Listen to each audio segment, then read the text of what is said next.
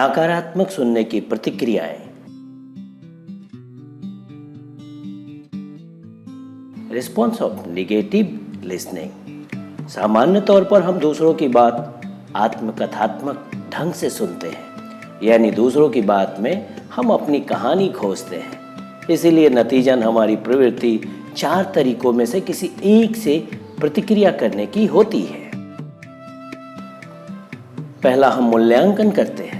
दूसरों की बात में अगर हमें या आपको अपनी खुद की कहानी जीवनी झलकती हो, तब हम या तो सहमत होते हैं या असहमत होते हैं। दूसरा, हम तहकीकात के तौर पर सुनते हैं, यानी जो आपको या हमारे साथ हो चुका है उसी संदर्भ के मानदंडों पर दूसरों से सवाल पूछकर सुनते हैं। तीसरा, हम परामर्श देने या सलाह देने के लिए सुनते हैं और अपने जीवन के अनुभव के आधार पर सलाह देते हैं।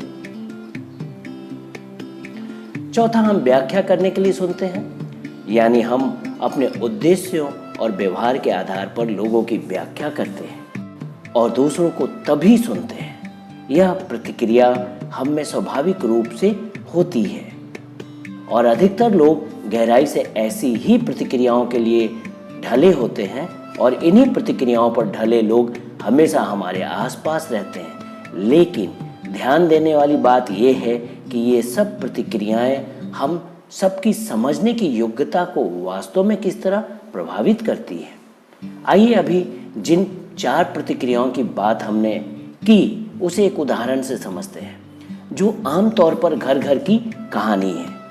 एक पिता अपने बेटे के साथ बात करना चाहता है या कोशिश करता है, लेकिन अगर पिता अपने बेटे की पूरी बात सुनने से पहले ही उसकी बातों का मूल्यांकन करने लगे, तब क्या बेटा अपनी बात दिल खोलकर कहने में स्वतंत्र या आज़ादी महसूस करेगा? वही अगर पिता अपने बेटे की तहकीकात करने लगे, तब बेटा कैसा महसूस करेगा? असल में पिता अपने बेटे की बात सुनने के बजाय उसे नियंत्रित करना चाहता है और बेटे पर आक्रामक होना चाहता है। यही कारण है जिससे माता पिता अपने बच्चों के पास होकर भी दूर होते हैं, क्योंकि पिता बेटे में कुछ इस तरह से संवाद होता है। पिता, कैसा चल रहा है आजकल? बेटा, बढ़िया पिताजी। पिता, आजकल क्या हो रहा है? पुत्र, कुछ नहीं पिताजी। पिता, कॉलेज में क्या चल रहा है? बेटा, कुछ खास नहीं पिताजी। पिता, छुट्टियों में क्या करोगे? बेटा, पता नहीं पिताजी। इस तरह के संवाद से साफ पता चलता है कि बेटा अपने जीवन के सवालों का जवाब सिर्फ 1-2 शब्द ही कहता है और घर एक सराय हो जाता है जहां बेटा खाता है और सोता है, लेकिन बेटा कभी अपनी भावनाएं नहीं बताता है, कभी खुलता नहीं है।